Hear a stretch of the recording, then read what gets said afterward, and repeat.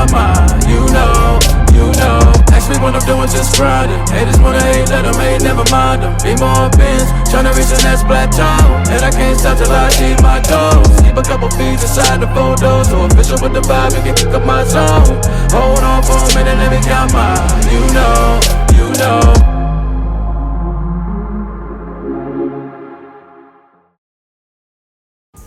What's good, YouTube? It's your boy Damion Crier, and I am back with another video. I hope you guys are having a wonderful, blessed, and amazing day today. Your boy is doing okay, man. This is one of those days where I'm kind of like doing like a lot of thinking and reminiscing on my son, but we're gonna talk about that later on in this video. But if you guys have not subscribed to the Crier family, all you have to do is turn that bell on, subscribe to the channel. But being subscribed to the channel only means you're subscribed. In order to get the notifications every time I upload a video on the Crier family, you must turn on that bell with the vibrating symbol. That way, every time I upload a video on the Crier family, you will get the notifications. Guys, I will be back doing post notification shout outs after this video. I may actually do one at the end of this video or somewhere in this video. But, you know, like you guys know, I've been like, the last video or so I dropped, I told you guys that this time of year, in the month of February, I have 3 kids' birthdays this month. My oldest son, Deonte, my son, Damion, and my son, Damion. All 3 of their birthdays is in the month of February. Just so happened, tomorrow, which is the 5th, will be my son, Deontay's 33rd birthday. As you guys know, my son passed away when he was 28 years old. Drowning in Fort Wayne, Indiana. So I just want to, like, I've been just sitting back, like, I won't say reminiscing, but, you know, like, I've been sitting back thinking about, I felt like, you know, when my son was younger and like his earlier years of life, like his teenagers and stuff like that, to a certain extent, I felt like that I was robbed of my time with him. Even though I still feel that I was robbed of my time with him now that he's gone, I learned not to question God. When God's ready to call us home, he's going to call us home. And there's nothing that we can do to stop it. No matter what we say, whenever he's ready to call us home, none of us can stop it. Now, what I mean by I feel like I was robbed when he was a lot younger, I'm going to break that down for you. Okay, when me and his mom broke up, we broke up like most breakups. They usually happen right after a child's born or, you know, before. But he was born 1989, okay? And right after he was born, his mom was very young. Actually, to be honest with you guys, me and his mom is the same exact age. We are the same exact age. She's 51 and I'm 51. We both were only 18 years old when he was born. So we both was like young, still finding our way, you know, the facial hairs growing in and stuff like that. Starting to get to know yourself, and you're starting to get attention from the ladies starting to get attention from the males, because you're finding yourself at 18, you're finding yourself. And so we ended up splitting up, and during our breakup back then, we had moved on to different boyfriends and girlfriends, even though we still, like, if she had a breakup and I had a breakup or whatever, we come back around and still do our thing, and then we'll break up again and we'll move on. So it was one of those things which is almost like a normal thing when you're that age. But one of the things that I feel like I was robbed of was spending time with him. Because I remember, like, we all know what child support is. We all know what child support is. So back then, I used to always, like, I didn't really know my rights back then. So when his mom got older, she ended up meeting this guy who was actually a lot older than her, like 20 something years older than her. So let's say if she was 21, she met a guy that was like 41, 50, you know, 41, 47, 48, or something like that. They got together, and I ended up going to do some time. Then I got out and got a job and got back on my feet. And I was the type of dude, I didn't want my kids to see me like down. Like I never want to show up to pick up one of my kids or visit one of my kids and be empty-handed. I think that is so freaking lame, to pick up one of your kids and not have some type of gift in his hand, or to pick your child up and drop him off after spending a couple of days with you and don't have nothing but except the stuff that he left the house with, which is a change of clothes. I've always been the type of dad that when I drop my kids off, I want to make sure that I drop them off with more than what they came with. Even though I have been advised anything I buy for my children to keep them at my house, because you know some of that stuff is not going to be returned to you when that child comes back to you. So when my ex ended up getting with a new guy, again, he was an older guy. The guy had now she had a son prior to me. She had already had a son prior to me. I think he was like 2 years older than our son, Deonte. So she ended up meeting this guy. They hook up, they move in together, and that's how it is. Like there's nothing against guys, but guys always seem to move in with women. What is up with that? Like I don't know. Guys always move in with women, and you guys can. I'm not down on nobody, but it's true. When guys meet a woman, they always move in with the woman. And this was a situation where she had her own place, obviously. He ended up moving in with her. Okay. So I guess when a guy moves in with a woman, it doesn't necessarily make them the father. It makes them her live-in boyfriend. So it was one of those situations where the guy moved in with my ex into her house, and the relationship became pretty serious where, like, you know, he was there all the time. And so basically when he met me, you know, because he knew he knew about Deontay's dad, but he had never met Deontay's dad because I was still doing time. So when I got out, I ended up calling saying, hey, I'm out. So she was like, okay, cool, you know, come over and get him. He's gonna be excited to see you, blah, blah, blah, blah, blah. So when I get over there, the guy, he makes himself known. Like, he makes himself known, so he's already on the porch when I pull up. So I pull up, I got this nice little Cadillac. You know, it's an old one. I got a little Cadillac. I had just bought it, paper plate in the window. I mean, in the back window, but it's an old Cadillac. So I pull up and stuff and get out the car. I'm dressed nice. You know, I didn't have jewelry back then, but I had like nice clothes, nice shoes and stuff. Remember, I just got out. So I'm trying to get myself reestablished, rebuilt, you know, get my clothes and stuff back right and everything. And so when I got out the car, the guy, he's on the porch, he's just looking at me like, you know, he don't really speak. My son Deontay, he had to be about 15 at the time. He came running out the house all excited, Dad, Dad, Dad, Dad. The mom never even came out. She never even came out on the porch to acknowledge and say, hey, how you doing? But the funny thing is when I was in prison, she was sending me letters. She was sending me letters and stuff saying she couldn't wait till I get out. But when I pulled up, she didn't even come on the porch to even acknowledge me. So basically, the same exact thing happens when I drop my son off at home. The stepdad, this time, he's not really on a porch because he was like working on cars. Like, he was real popular in the neighborhood on working on cars, and he did like people's brakes and oil changes and little small auto mechanic repairs to their vehicles. So he was actually in the driveway, and he was like standing outside of a vehicle that I guess he was gonna work on or whatever. I pulls up, the mom knew I was coming. She knew I was gonna drop him off. Same thing, she didn't even come out to acknowledge me, didn't say a word. And the stepdad, he's looking at me. Deon gets out the car. I grab his little duffel bag out the trunk, hug him, tell him I love him, and I'll see him next weekend when I was off. Stepdad don't say nothing. Son goes in the house. But the moment I pulled away from the curve, here's the mom blowing me up. Hey, how you doing? Whispering and stuff. I'm like, so this went on for a long, long time. So eventually, there came a time where her and her live-in boyfriend ended up tying a knot. They ended up getting married. And so it was like right after they had got married, the stepdad decided to start telling the mom, well, he ain't going with his dad. Well, he's on a punishment. Well, he's not doing anything. So then my call started going unanswered. So one day, like with child support, I pay child support even right now faithfully to this day for another one of my children. And I don't ever throw my records away. I keep everything. because people have a way of thinking that they're going to stop something when they're not going to stop anything. So one day I ended up going to the courts, and I explained my situation.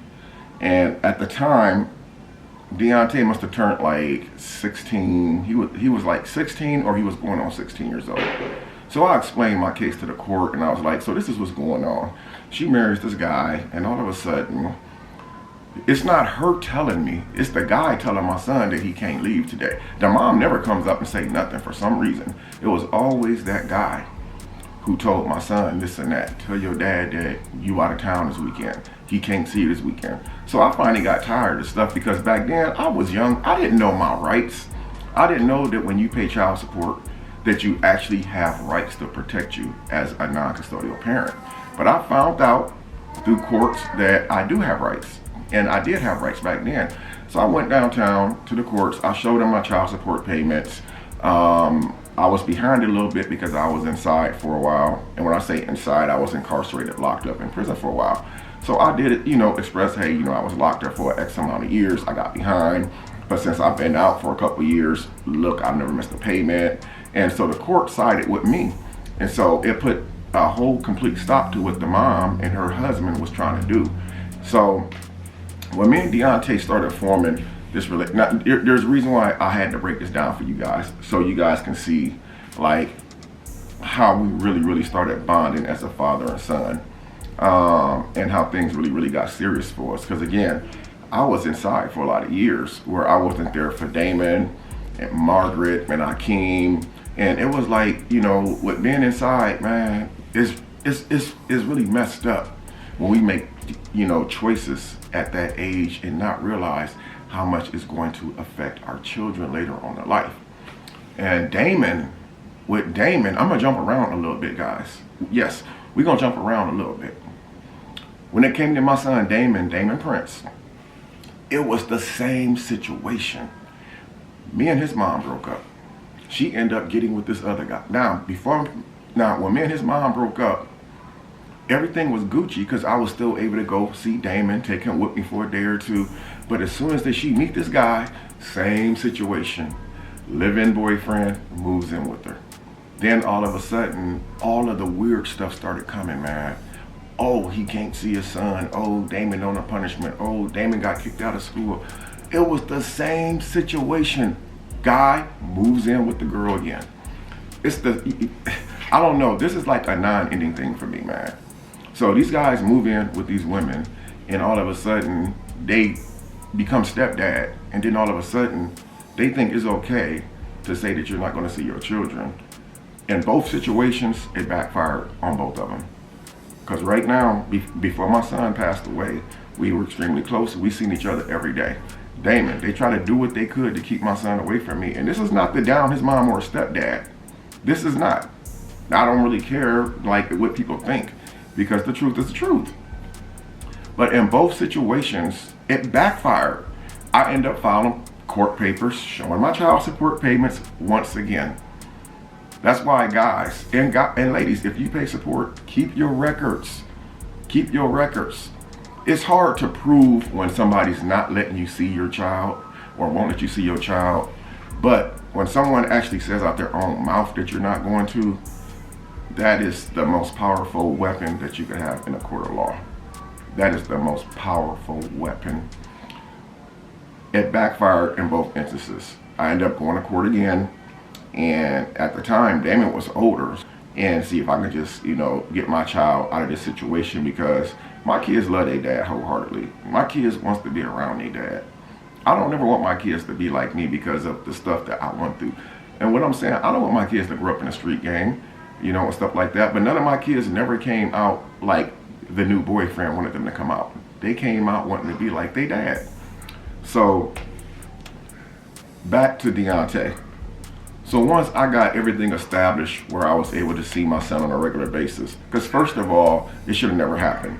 When you pay child support, you are granted visitation rights. When your rights are violated, you can do things about it to stop it. But a lot of us don't, because we're naive to the law. So after I got everything established with Deontay, not only was I getting him every weekend, But when he turned 16, 17 years old, he started just coming to my house, staying the night with me. And it's like, when Damion got older, I didn't have to go to his mom's house. You know, they were coming to me. They were driving cars or mopeds or whatever, riding around with friends, get dropped off. There wasn't no more where I had to even communicate with the mom. Y'all hear Deon in there acting up. He in there in his playpen watching his Cocoa Melon. But when Deontay started coming around a lot, you know, as he got older, he started telling me things like, Dad, I want to get a job. You know, I want to get a job, Dad, like you. I want to work, because you work a lot, Dad. Every time my mom used to tell me, your dad is a hard worker. Your dad, he worked his whole life since I known your dad. Your dad, he's a really good dad. But, you know, she obviously not going to say that around her significant other, obviously. But Deontay wanted to start working, but he also wanted to start fishing because he knew I loved to fish. So when we got together, we started doing like a lot of fishing together and stuff, to the point when we started hanging out as father and son, that's all we did was fish, because I did not know that my son had the skills that he had. He outfished me, and I was the one teaching him how to fish. And here's the funny thing. It was a weekend that I didn't get him because him and his mom and them had plans. So I ended up doing what I love to do. I ended up going down to this river called the Mommy River, fishing and stuff, you know, just fishing around. It was, you know, just a beautiful day. And when I get down to the river, I see a car that looks familiar to me. It's his mom's his mom's husband car. The whole family is down there fishing, the brothers and sisters. So I won't lie, seeing the smile on my son's face as he was coming up through the years, seeing his passion for fishing, and seeing his passion for everything that he loved to do in life. You know, I really miss him a lot, man. And it's like, it's not a day that goes by that I don't think about Deontay. And like lately, what crossed my mind is how history repeats itself. I sit back and say to myself, why would his stepdad get with his mom and then want to come between our relationship? And it was the same thing again with my son, Damion. You know, and one thing that I could say, no matter how many stepdads a person has in their life, or stepmoms, you will never change the love that a child has for their parent. My son Damion called me last night.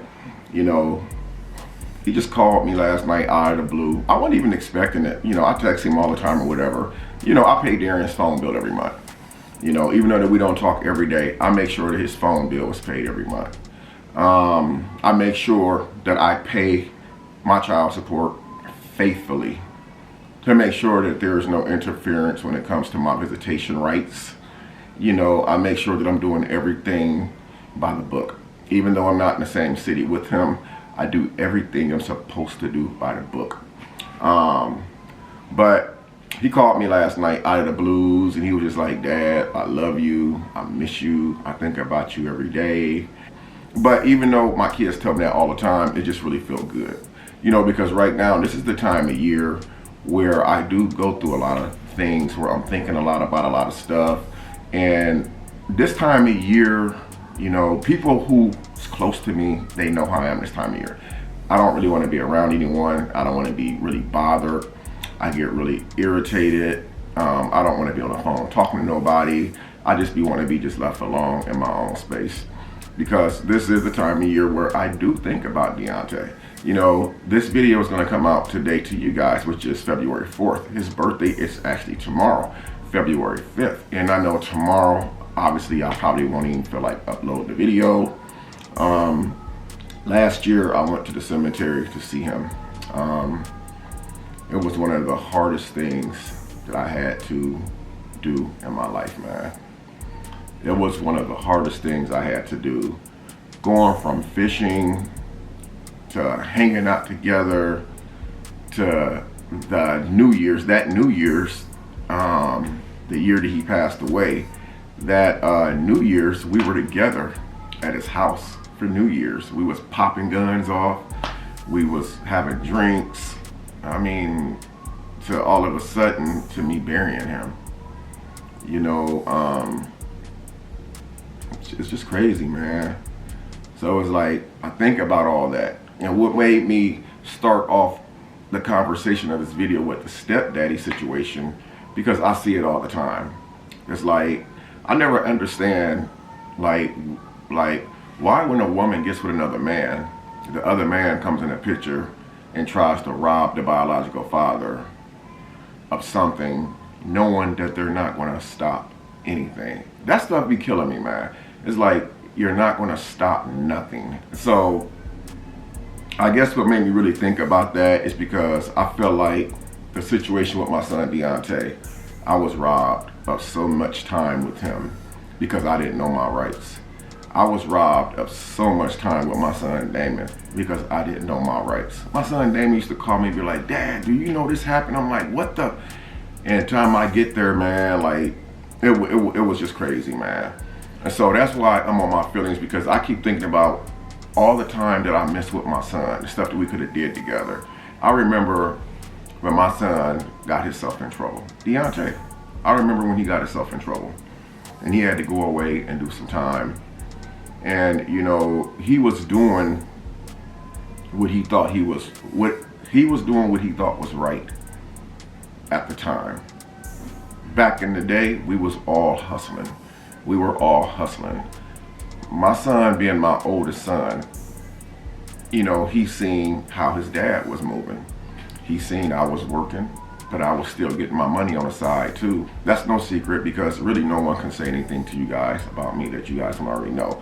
So I dabbled and dabbled a little bit, and then I got myself together, you know. But I remember when my son caught his first case, I was so upset, man, because I felt like I had failed as a dad, you know. And I'm sitting there trying to tell him all the right things to do. Don't do this. Don't be hanging out with those dudes. Don't be letting them stash stuff in your mom's house. But yeah, here I was telling him not to do this stuff. But every time he turned around, I'm in the newspaper. His dad is in the newspaper for being arrested for something stupid, for the same thing that I'm telling him not to do. So, you know, but I was really hurt behind that. I was really upset. When Deontay had actually came home, the year that he passed away, the year that my son passed away, he had came home. I don't want to say a whole entire year earlier, but he hadn't been back on the bricks that long. And I'm going to tell you, he had accomplished so much, man. He had accomplished so much. He started working. I remember him calling me one day. He said, "Dad, I got this job. It's like 40 minutes from Fort Wayne." I can't remember the name of the place, but he was so excited. He was like, "Dad, we're in here working 10-hour shifts, 12-hour shifts." I said, "You really excited? You really love this job?" He said, "Yeah." He said, "But the money that they're paying me really sucks, Dad." And I told him, I said, "Listen, this is a situation, son, where you have to crawl before you walk." And you guys always hear me say that saying, "Criers we bend, but we don't break." That's where I got that saying from. Deontay was the one who came up with that, and we all started using it. Criers we bend, but we don't break. So I basically told him that you proved the system wrong, and you proved everybody in the system wrong who has something bad to say about you. I used to always tell him, when we come home, people use the fact that we have a record as an excuse not to get a job. And we blame other people. I said, what you can do is prove to these people that you can get a job and still become successful after making mistakes. So he was so happy to have that job. He ended up losing that job, I remember, and he was hurt behind it. So he said, "Dad, I think I want to go to school and take a trade, you know, like for like a bricklayer, concrete work." And I was like, "I think that's a good idea, son." So he started doing different stuff on the side. And did he accomplish going to school for the bricklayer? No, he didn't. Because what happened was, after he lost that job, it had played on his self-esteem so bad that he went back to doing, you know, what he knew how to do. You know, he has one daughter, and he did what he had to do to make sure that he provided for her. And I don't ever look down on him for that, because he did what he had to do. You know, a lot of us did it because everybody else was doing it, because we figured, oh, they got a nice car, they got rims, gold teeth in their mouth. He did it because he wanted to take care of his daughter And I mean, he did a very, very good job of taking care of his only child. And so it's like every day that goes past, it's hard, man. You know, you think losing a loved one is easy and will get easy as time passes. But the truth of the matter is, it doesn't. The way I held my son Deontay when he was a baby is the same way that I hold my son Deon right now to this day. I hold him very close to me. I talk to him even though he don't understand what I'm saying. I make goofy faces at him, hoping that he'll make a goofy face back at me. You know, and I don't know, man. It's hard. It never gets easy. So anybody who tells you that it gets easier with time is lying to you. What happens with time is you learn to adapt to what happened. You learn to accept what happened. The reality of everything is very clear with time. It doesn't get easier with time. You just learn to live with it with time. You know, and this is why I don't let no one interfere when it comes to me and my children. And I never will. This time of year right here is the time of year where, like, I hate to say it, but I see red. You know, I see red because I have a lot of unanswered questions. You know, I have a lot of unanswered questions right to this day. My son been gone for a few years now. Right to this very day, right now, today, I still have questions because something just wasn't adding up. But at the end of the day, man, you know, I just want to like last year I did a video, you know, just remembering my son. This year I'm going to do the same. This video that I'm doing right now is to remember my son, because tomorrow would be a special day. And I know exactly on his birthday what me and him would have been doing. Most people go party on their birthdays and stuff like that and drink and get drunk. No. Me and him, we do the exact opposite. On his birthday, I would actually call off work. I would call off work and it'd be cold as heck outside. And we would go crappie fishing because you catch the biggest crappies in the wintertime. I would call off work on his birthday, February 5th every year. I make up all type of excuses. I got a doctor appointment. I got to get injections in my back. And all I was doing was, me and my son was fishing.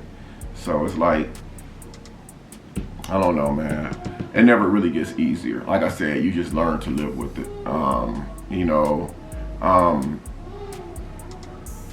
don't know, man. It's just, right to this day, it still seems unreal. You know, I never went and got counseling for this. I had a lot of things happen to me at the same time he passed away. I never went and got counseling for any of it. You know, I dealt with it myself. And I think I did a pretty good job of it, even though I had some moments where I was really, really explosive and snapped on someone. And it wasn't something that they did. It was just something that I was dealing with, because people don't really understand you. Even when you tell people your story, they still really don't understand you. They just think it's something that they did, but it's not really something they did. It's something that you're dealing with. You just don't open up. And, you know, I'm a type of person, I do keep stuff to myself. Even though I'm on social media, I do keep things to myself. So that day, Deontay, man, it's like I see everything so clear. I remember everything as if it just happened just 20 minutes ago. I remember I was at work and Deontay called me. He was somewhere fishing in some town, Roanoke or Huntington, Indiana. It was like less than an hour from Fort Wayne. We used to go to these little fishing holes, but you had to go out in the country to find the good fishing spots. And he called me. He's like, "Dad, my car is stuck in the mud and I'm out of town in Huntington." And I felt so bad because they wouldn't let me leave work. I was down to my last freaking point, which means I couldn't be late for 90 days or I was done. And I couldn't get up there to get him. So I went, you know, we wasn't allowed to be on our phones at work. So I went in the restroom and called him. I said, "Can you call your mom or somebody?" Just so happened one of his friends was able to come down there and get him out that mud. You know, and right to this day, it still haunts me because I didn't leave work to go get him out the mud to help tow his car out the mud because I had a pickup truck. And it's like stuff like that that really makes me feel sick to the stomach when I think of, dang, you know, I should have left work that day and just went out there and helped him out. even though I probably was at risk of losing my job. You know, it's stuff like that that I think about. I think about the times where he called me and said, Dad, my stepdad said that I can't go with you today because I'm on the punishment. I think about times I wish I just went over there and beat on the door and said, who the hell do you think you are? This is my child. It's times like that that I regret, and it makes me sick to the stomach that I didn't just pull up. You know, I remember calling Damion and Bianca one morning. Oh my God. DJ was so small. DJ was so small. DJ was so freaking small, man. I don't even know if DJ was even walking. But I called Damion and Bianca one morning. They lived in Fort Wayne at the time. And I called them so early in the morning that Damion knew something was wrong, because he knew it was out of the ordinary for me to call him that early in the morning. And I remember I was at work. And I couldn't leave work at the time. On that particular morning when I called Damion, like I said, it was way out of character for me to call him that early in the morning. He didn't say hello. He said, what's wrong, Dad? He said it just like that. He said, what's wrong, Dad? I said, Damion. Oops, sorry guys. I said, Damion, I know it's early. I said, I need you. I said, I know it's early. I need you to get up, go out to Lakeside Pond right now. I never forget this. So I need you to get up and go out to Lakeside Pond right now. He said, what's going on, Dad? I said, I'm at work. I can't leave right now because I have a mandatory training that I have to attend. And he said, Lakeside Pond, what's going on? I said, listen, I can't explain it right now because I'm not supposed to be on the phone at work. I said, it pertains to your brother. He's missing. I said, his last place he was seen was at Lakeside Ponds the night before. I said, his truck is there. His fishing equipment is on the ground. His keys are there. They cannot find him. Damion said, I'm on my way out there now. I think Damion had called someone to his house to watch DJ, because DJ was just a baby. Damion and Bianca ended up getting dressed and rushing out to Lakeside. So I called Damion maybe 20-30 minutes later and asked him that was he there yet. He said yes, he was there. And I asked him what was going on, what was he seeing. He said he seen the fire department. He seen a couple squad cars. He seen some like investigators that he described. It was men with like suits on or whatever, detectives I'm assuming. And I was like, keep me posted on what's going on. And by this time I was freaking out. I was terrified. And about 20-30 minutes go by, I'm in this meeting at work and I just can't focus. And I pull my phone out and look and see that they just pulled the body out of the river, which is right behind Lakeside Ponds. At that time, I broke down crying in the meeting, and everybody was looking at me like, Mr. Cryer, are you okay? Could you imagine that? They're at one pond looking for my son. And in the same instance, right behind this pond is a river. They just pulled a body out of the river. I mean, I was so lost. I was so lost. And after I went on to read the article a little bit more, it said that the guy was of Asian descent, like an Asian male. And I was like, oh, that's not, you know.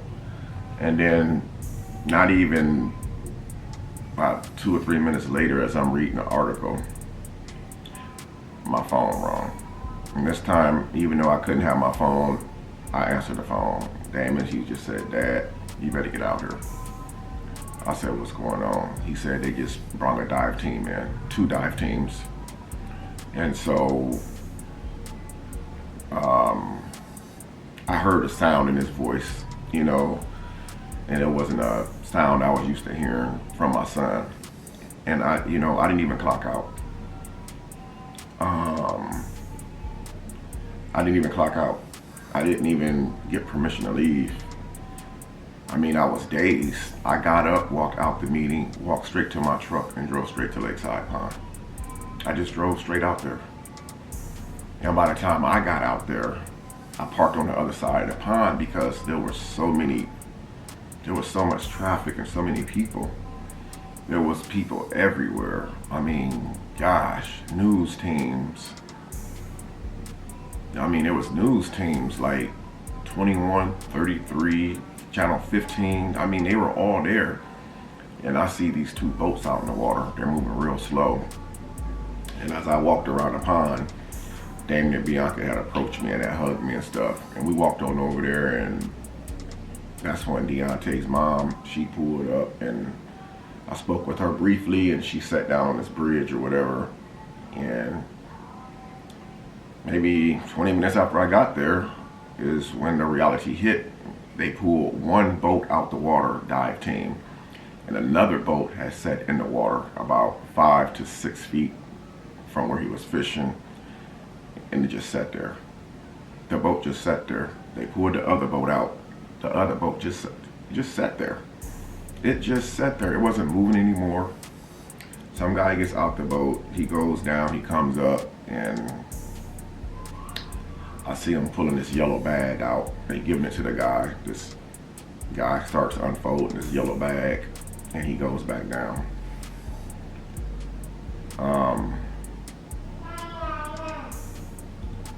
It was awful, man. You know, it was really awful. It was the worst thing I think I've ever experienced in my entire life, man. It was just awful. It was just awful. You know, speaking to the coroner right there on the scene, you know, we all knew the reality of it. The coroner pulled up. She was a female. She started putting these blue gloves on and stuff, and we already knew. So basically, she came and called me and his mom over and showed us his driver's license, and we confirmed, you know, that was our son. And like I said, you know, things have never been the same since. And every time I look back and think about all the times I was robbed of seeing my child, man, being told that I couldn't see my child because somebody didn't like me or somebody felt some certain type of way about me, you know, I look and say, I did nothing to none of these people. I did nothing to none of these people. I hardly even know these people. They're strangers to me, you know, and I look back and say, you know, I wish I would have did things differently.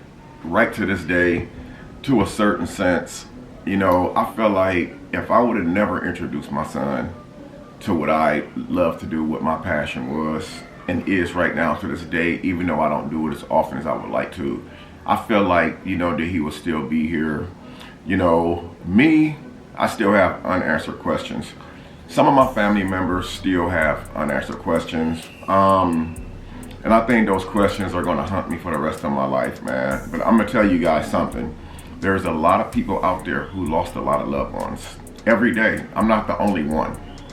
And my oldest brother, it took my oldest brother to look at me and say, Damion, listen, man, you're not the only one who's dealing with a bad situation like this. We are all dealing with something, you know, and I want to just take the time to, you know, just express of how much I miss my son, how much I loved him, how much he means the world to me, and how much I miss him.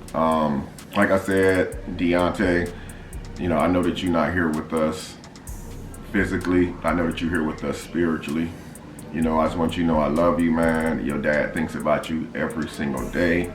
And I'm so sorry for the failures of my life that could have possibly affected your life. You know, I'm sorry that I wasn't there all the time, especially when you was going through all this stuff. I wish I would have been more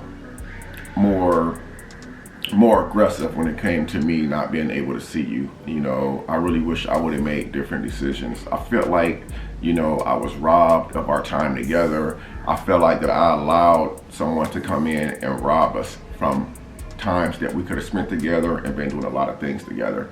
It really hurts me every morning that I wake up, and even when I go to sleep at night, that every time I think about my granddaughter without her dad, knowing that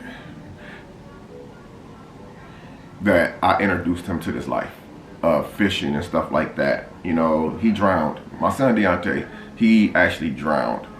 But I always felt like there was more to this story, and I never hid the fact that my son passed away under suspicious circumstances. And right to this day, I'm going to still keep that title. I feel like my son passed away under suspicious circumstances.